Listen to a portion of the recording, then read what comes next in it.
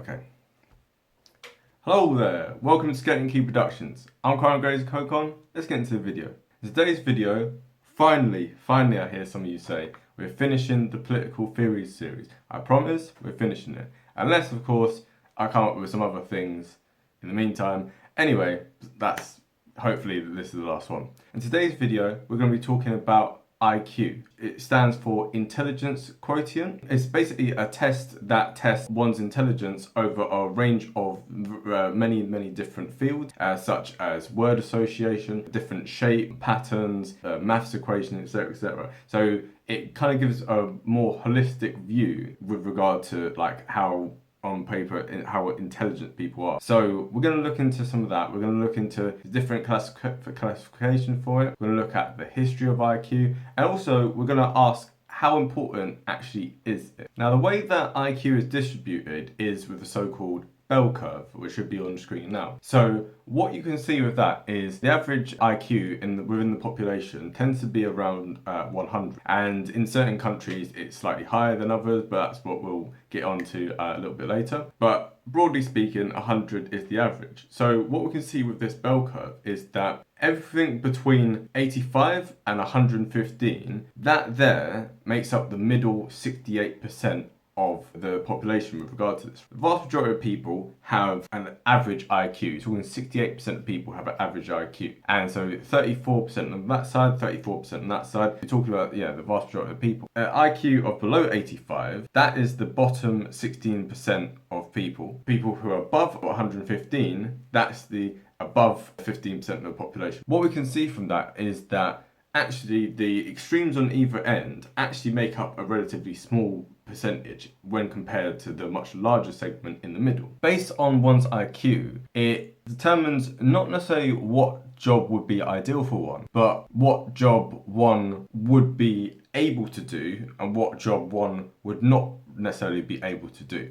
Because with IQ, it's very much a kind of lottery in a way. And we're going to look into some of the stats here and see that there's certain things you can do to improve it on a minute level. There's certain external factors, etc. But pretty much it's the cards that you're dealt with. And not everyone can be an Einstein, not everyone can be like a rocket scientist, etc. So we're going to have to look into some of the data on this. Now this video is going to be very data heavy, so just bear that in mind. People with IQ of less than 70 are in the bottom 2.3% of the population. How this has been diagnosed by experts is mentally inadequate. These people with very low IQ, we'll get onto in a second in terms of what jobs that they can effectively kind of do. It's a very small percent of the population, but think about 2%. If you think about 2% in the context of there's 65 million people in the UK, you're talking about like over 1 million people. So it's not kind of small potatoes and stuff. And for the United States, which has almost 5 times as many people, you're talking about almost like 5, maybe 6 million people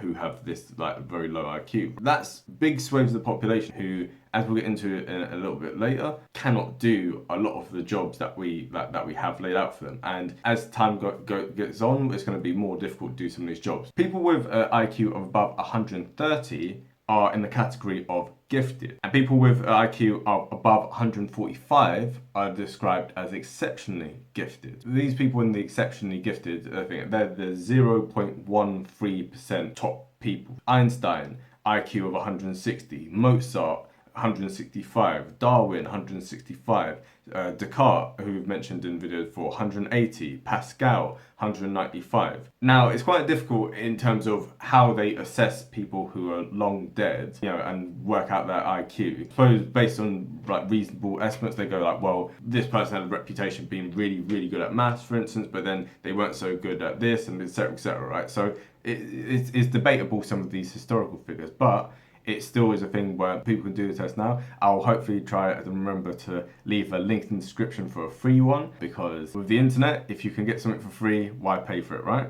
You're probably asking, what is my IQ? My IQ is 57.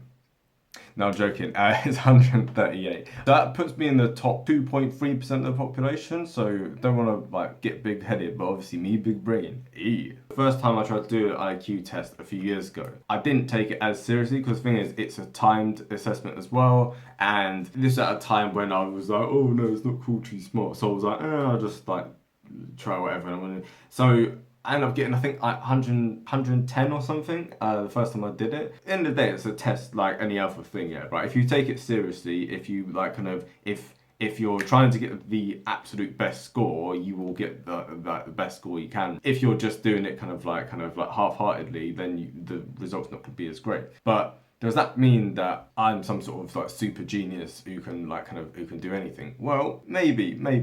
So according to WAIR. There's a lot of like different letters for and stuff, right? But hopefully I'll have it up on the screen. So according to people who look into these sorts of things, basically, people with IQ of 125 or above, it's the equivalent of them having a master's degree or a PhD. Basically, everyone who wanted to do a master's, if they didn't have an IQ of above 125, would really struggle to do it, right? If you had someone with an IQ of 80 trying to do a master's, they're going to really struggle. Same thing with a PhD, because the level of complexity and the level of like understanding you have to have, your cognitive ability would have to be as such for you to be able to mentally like cope with the stuff, right? College graduates, so university graduates, like kind of like for everyone else in the world apart from the Americans who refer to it as college, which is really confusing. But anyway, people with a university degree, they should have an IQ of about 115. If you're a college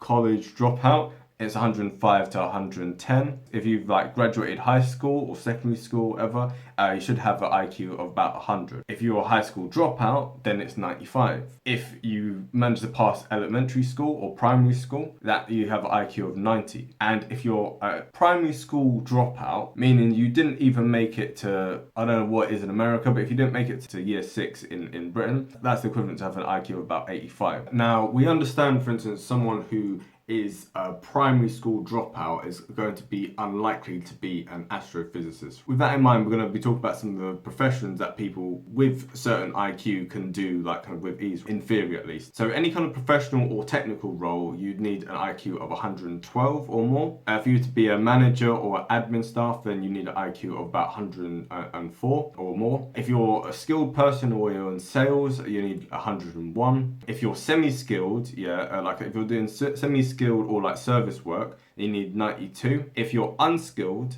then then it's pretty much 87 or above. When we think about this, we kind of think, hold on, what was the stats before about the bottom like 2.3% of the population? So people below 85, we really worked out that that's a relatively large segment. Some of those people won't even be able to do unskilled jobs. So let's look at just how unskilled job they are, right? So for you to be able to harvest vegetables, you need an IQ of 60 or more. For you to do basic housework, you need an IQ of 50 or more. For people who have very, very low cognitive abilities, it becomes almost impossible for them to do even something as simple as like picking vegetables. How can we make people such as this like kind of economically productive, and give them meaningful, economically useful jobs if it's a thing where we go, actually, they're not going to be able to progress past this certain level of complexity. In a world that's becoming ever more complex, how do we kind of deal with this? Now, when looking at the history of IQ, we have to start with the 5th century BC.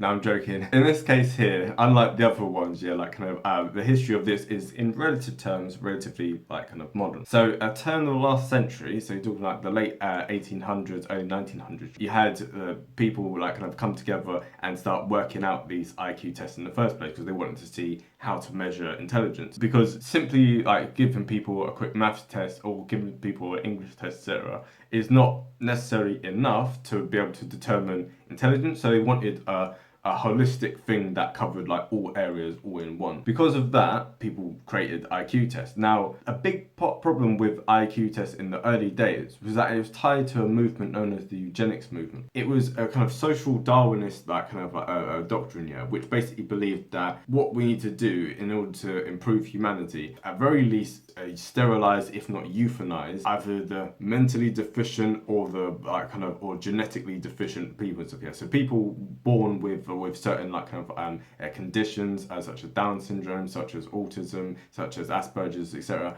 Actually, the name for that kind of for Asperger's, there's a big movement to try and get that changed because like the doctor who came up with the name for it, he was actually a massive eugenicist who argued for people to be euthanized. The history of it is quite a dark one, but that's not to say that we can't now take useful things from it. You have to understand in the run up to World War One, people understood that in the modern era, war would have to move away from what it had been before into a much more technological kind of thing. People were like, how do we ensure that like if we're going to have mass mobilization, how do we ensure that we have the right kind of stock? To have millions and millions of soldiers, there's no point having millions of soldiers if their cognitive abilities are too low. For instance, not necessarily to do with IQ, but also to do with like nutrition in general. In the Boer War, or the second Boer War that Britain fought in South Africa, at that point there, that was when they realised, hold on, we're trying to mobilise for this war, and yet huge swaths of the population who are willing and wanting to sign up actually don't fit the basic like kind of like medical requirements for us to allow them in the army. People in subsequent wars have also come to recognise this. The US Army, for instance, does not permit people with an IQ of less than 85 to join. And so you might think, well, hold on, surely, especially with decreased numbers of people like applying and stuff, surely like the military would need everyone that they could get. Actually, what they found, especially with regard to the Vietnam War, is that actually there are certain levels of IQ which are so low that to have someone in the military doing any role, they would do more harm than any good. And this is what you find in Vietnam War. So you had the draft, and yet like obviously lots of people were dodging it, lots of people like didn't want to go and fight in Vietnam. What the military then started to do, they started to be like, okay, we're really desperate for people. And so Robert McNamara, who was a person in the Johnson administration, like very high up person, he came up with an idea of getting people with learning difficulties to join the US Army and to go and fight in Vietnam. Back in those days, people were not very politically correct, and so these soldiers end up becoming known as McNamara's Morons. And hopefully I'll remember to leave a link in the description talking about this, because it's quite a serious kind of like topic. For people who watch Forrest Gump, yeah, like we all kind of like laugh at Forrest Gump in terms of, oh, that's a cute movie and stuff. There's actually some basis to that story of like people being sent into the army with, you think about Forrest, you think about Bubba, that actually happened in real life. And actually what they found is that under fire, they'd be a liability to themselves, they'd be a risk to themselves and to their fellow soldiers. Also, if you think about another Vietnam War film, Full Metal Jacket, Goma Pyle in that, see where he's struggling to make a bed and to do certain basic things. Yes, there was actually reports of people who their cognitive ability was so low that their fellow soldiers had to make their bed for them and tie their own shoelaces and brush their teeth and stuff like this, right? Having those people go out to war, their casualty rates were much higher than it was for the rest of the army, and actually units that had these people in again end up having higher fatality rates because it would be detrimental to the other soldiers as well. Now, broadly speaking, what are some of the things that can influence IQ? Well, what we find is that age is a determinant, nutrition, levels of education, obviously. There's no point in someone having a very high IQ if they're in a country that doesn't have schools and people can't read and write. So while these figures can change a little bit, it can go up slightly, but at the end of the day, you're not going to be able to get someone and suddenly turn them into Albert Einstein, just through giving them all these things. It changes, but only like very slightly in real terms. In terms of the eugenicist movement as well, it also looked into different races. So many people in the alt-right, for instance, will talk about IQ tests,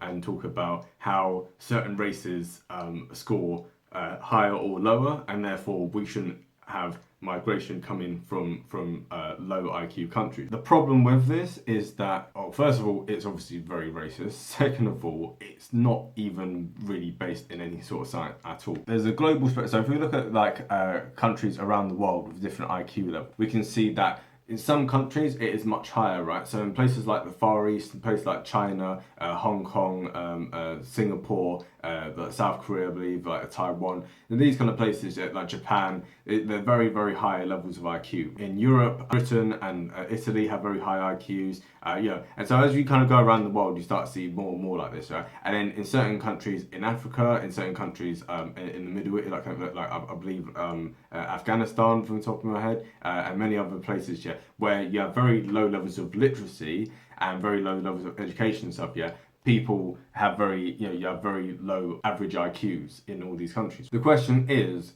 that determinist? Like, is that a thing of like people are just born that way? Like different races are inherently born like with a higher IQ or low IQ than others? Actually, no. It's largely environmental factors. It's largely like other things that go into it. Just give an illustration of this. Nigerians in the UK have 5% higher IQ level than the average white British person in the UK. So if it's just to do with race, surely then we would see these figures like translate in other things. So for instance, income has a 25% variation. So it's not the biggest impact on levels of IQ, but it still is quite significant. Talk about the US, poor African Americans have an average IQ of 80. If you look at rich African Americans, it's 105.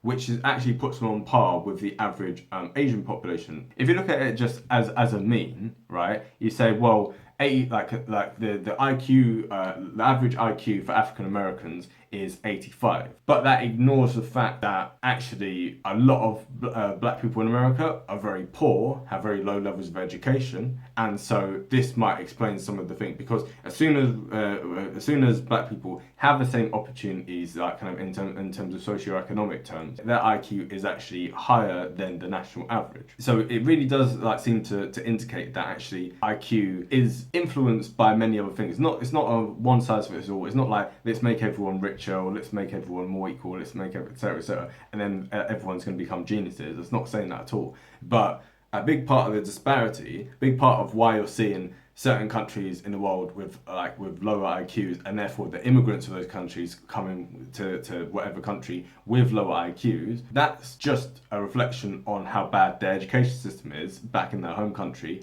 It's not a reflection on how innately intelligent the people there are. How important is IQ? In the words of L. Hunt, it's important to have enough, but having lots and lots does not buy you that much. In other words, it's a thing of IQ is useful to an extent as a general kind of indicator, but it's not like the be all and end all, right? If you have a low IQ, it doesn't mean you can't be a very intelligent, very functioning member of society. It just means that for certain things, especially in the realm of academics, you will not necessarily succeed as well as some of your other peers might, right? That's literally it. It's like, for instance, you've got an engine that's really, really powerful, and you've got another engine which is like medium, like strength, right? It's a thing of both of them will still get you from A to B, but just one of them will get there quicker. So one person will be able to do maths, for instance, much quicker than someone else. Someone will be able to see patterns and like do word puzzles, etc., quicker than other people, which give them an advantage, but it's not so much of an advantage that people can't do anything. Although there is also a thing where having a high IQ does put you ahead, like socioeconomically. So for instance, hopefully I've found like these stats again, and hopefully they're on screen now. So what's quite interesting actually is that in the post-war period where you had high levels of taxes and regulations, etc., you tend to find that actually people with very high IQs tended to be a lot more equal to other people and stuff, right? In terms of the inequality. Then what you found from like the 1980s onwards, when you had the lowering of the tax rate and like deregulation and Reaganomics, like Thatcherism, etc., what you actually tended to find is that people who had very high IQs suddenly just went boom, and this coincided as well with the information age, with the rise of the internet and stuff, because all the kind of really smart nerds, all the like technicians, all the kind of computer programmers, etc., people who obviously need very high levels of IQ. These are the people who suddenly shot up like and ended up becoming fabulously wealthy, while the rest of us people were just left like, oh, I don't understand how any of this works. Like, for me, if I have technical problems on my computer, like, I've got to call up a mate, I don't know nothing about it. So even with an IQ on paper as big as mine, I can't do many things. I'm not as intelligent as my IQ test might imply. As anyone who's watched this channel knows, like, yes, clearly I am not that intelligent. I might be in some areas, but if you look at all the gaffes that we have, yes, not that bright. But I'll tell you what's not that bright. People sat here watching this channel and you've not left a like, you've not left a comment, you ain't even subscribed. What are you doing? The quickest way to test that you're a big brain like me, yeah, is to do all those things. And also share with your friends, if you have any. I trust that you must have some friends. So share the love. Share these videos with people, yeah? I'll keep the plug really like quick this time, yeah, because just some people, their cognitive abilities are, they small brain compared to some people, yeah. So I'll speak it in very simple terms. Likey, subscribey, commenty, and sharey. Hey, good people. Hey, big brain now. Hey. So what we might ask as well is, what is the relationship between IQ and crime? So what we find is that the average criminal has an IQ between 80 and 90. So if we think about the average being 100, they're slightly below average, but higher than some of the lower functioning people yet. Because obviously to be able to commit certain crimes, it does require a certain level of intelligence. Yeah, it takes a little bit of forward thinking, etc., etc. At the same time, obviously not probably enough IQ to necessarily recognize long-term consequences to their actions, and also being able to do the maths and be like, well, I could do this for short-term gain, but I could defer that gratification and go through more like legal routes, and that would be a better use of my time. Like, if we think about people with IQs of 80 to 90, as we discussed before, these are people who are on the level of elementary school dropout. If you're at a level of either a primary school kid or you've not even made it to the end of primary school, what are your life chances? Like, what are your options in life? It's going to be very difficult for you to be able to actually go on and do anything else in life. It's bad enough not being able to get like GCSEs or the US equivalent or whatever, right? But for you to not even pass primary school / elementary school, that's quite embarrassing. That's like wow. Like, imagine trying to apply for a job with that as your highest qualification, and even that's like, oh soz, you didn't even pass that. What else are you going to do? Of course you're going to end up in a life of crime. It's going to be the only way that you're going to have a real chance of making money, unless you want to go back to school and educate yourself, which would be the smart thing to do long term. But oftentimes people will just be led astray, and that's how we end up with so many criminals in that kind of level of IQ distribution thing, right? Because people with a certain level of IQ, if they do enter these crime syndicates, yeah, they end up rising very quickly to the top. They end up being the bosses, yeah, they end up being like the big dons and stuff. The people who make up the vast majority of the thing are relatively speaking, below average IQ level people, and unless they're particularly ruthless, they're not going to rise to the top of these syndicates and if they do, certainly not for any amount of time, because someone more intelligent than them, more cunning than them, is going to end up outdoing them. If basically what I'm saying is, if you struggle to pass primary school or secondary school or whatever, go back to school, do online courses, get an education, yeah, and get some qualification under your belt, and then go out into the normal world, yeah, because crime doesn't pay, and certainly not if you're a criminal with low IQ. All you're gonna do is keep doing silly crimes and getting caught and put back in jail, and that's just gonna be your life. See, on this channel we do give some useful advice every now and again. But anyway, now we've dealt with eugenics and race and crime and income. Now we're going to talk about something we can all come together on, which is, who's smarter, men or women? Now, before you bite my head off, just hear me out. just hear me out. I'm not taking any sides. I'm just reading out the data we have here. Just leave me alone, please. So, men and women are equal. But what's interesting is that men tend to be better with objects and women tend to do better with words. So in the IQ test, as we said, it's made up of multiple different parts. And what we tend to find is that men, on average, tend to do better with these things and women tend to do better with those things, right? So on average, when you put all the different data together, it does tend to be average. However, with men, what we see with IQ, we see across the board in many different like fields and stuff. Men tend to be on the extremes of both ends of it. So people with very, very low IQ tend to be men, and people with very, very high IQ tend to be men as well. Same thing when we think about crime. People who are the victims of crime in many cases tend to be men, in terms of like, well, violent crime anyway. And most of the perpetrators of violent crime are men. And you see this with like income, you see this with many different like things in life, right? Some of the richest, most of the richest people are men, and also the poorest people are men as well, right? So when we think about it as a whole, we see men being the outliers on both sides of that distribution. But it's a thing of, taken as a whole, the average is still basically the same as whether it be men or women. So that's the conclusive thing. It's the fact of men and women are equal, but men are more equal than... No, I don't want to say that joke. Never mind. So now we're going to get on to more stable ground, looking at sibling rivalry. If you've got a younger brother or sister, I just want you to go to them and say, haha, I'm smarter than you, haha, I'm smarter than you.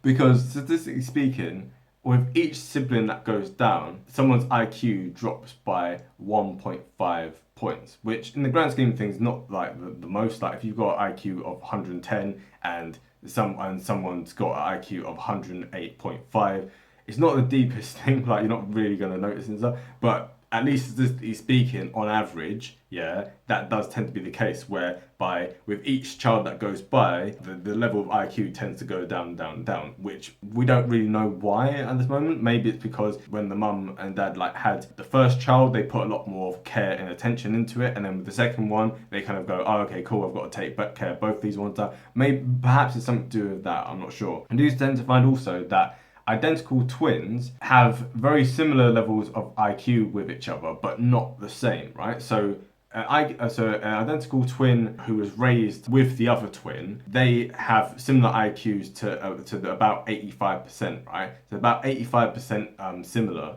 to the one that they grew up with. However, if you take that identical twin and have them raised by someone else, right, and then they meet each other, just do this test, right, you tend to find that 75% of their IQ is similar. So it's within a 75% margin. So what we tend to find with fraternal twins, so people who are not twins, who are not identical looking, but like, you know, they still happen to just be twins. If they're of the same gender, then they are 55% of their IQ similar to one another. Whereas if they are, one's a boy and one's a girl, then it tends to be 50%. Now, when we start getting onto just siblings in general, we tend to find a 42% similarity if they were raised together, and you find a 21% similarity if they were raised apart. So if you find someone who's like your long lost like brother or sister or whatever, chances are you're gonna, because you've lived such different lives, you do have two parents in common, but there's so much that separates you both genetically and in terms of distance and upbringing and stuff, yeah, that, yeah, 21% similarity. And then when we compare this to parents, yeah, if they're your actual biological parents, then you have a 40% similarity with their IQ, compared to just 20% if they're foster parents. So actually, there's very little relation with all these different like kind of relatives here. So even people who are identical twins, it still is a certain level of variation. So what's quite strange is something as random as you're an identical twin and you came out slightly before your other one. Yeah, that means that you will have a different IQ than them. So you're pretty much exactly the same. Anything separating you is a tiny little bit, but somehow you will end up being very different. So it's very, very strange to the IQ in terms of it literally is just the luck of the draw, really. Yeah, you could have someone who's got a really high IQ and someone with a really low IQ in the same family. As you can see, there's a certain level of similarity, but if even like one's own parents and oneself, if there's such a difference, we can really see like how it really is just pot luck, really. Hopefully now you know a little bit more about IQ. Don't start bragging to people about you've got a IQ that's higher than them, because IQ, while it is important in some regards, it's much more important for you to be a decent human being, for you to be a kind human being, for you to be considerate, for you to be emotionally intelligent, and for you to be in tune with yourself and with those who are around you, right? Because all intelligence in the world doesn't make you a better person, and having a low IQ does not mean that you're any like less valuable than someone else. So that being said, have a great day. And wait, one moment, I forgot. We're now finally launching the alternative history series, yeah. So definitely stay tuned for that. Yeah, they're coming out like within this week and stuff, yeah. So definitely stay tuned for that. We've got a whole bunch of different ones that are very interesting. The very first one we're gonna do is with regard to Operation Unthinkable. So if you know anything about World War II and like the early period of the Cold War, this is going to be really interesting. It's Churchill, like kind of nuclear, a whole bunch of things, yeah. So look into that. If you don't know it already, then stay tuned. If you know it already, like clock it anyway, like kind of, because there's been other alternative histories done on it, and so hopefully I'm going to do a better job than some of these other ones. And also some of these videos, they might end up being shorter than my regular videos anyway, but we'll see. There's quite a lot to kind of go through, and some of them might be quite as long, but either way, it's still something to look forward to. And if you don't mind listening to me rabbit on for ages and ages, someone in the comment section the other day said, I really disagree with everything you say, yeah, but like I really like your soothing British accent, or I can't remember what it was, yeah. Yeah, if you like the sound of my voice, then yeah, definitely stay tuned. But in the meantime, bye.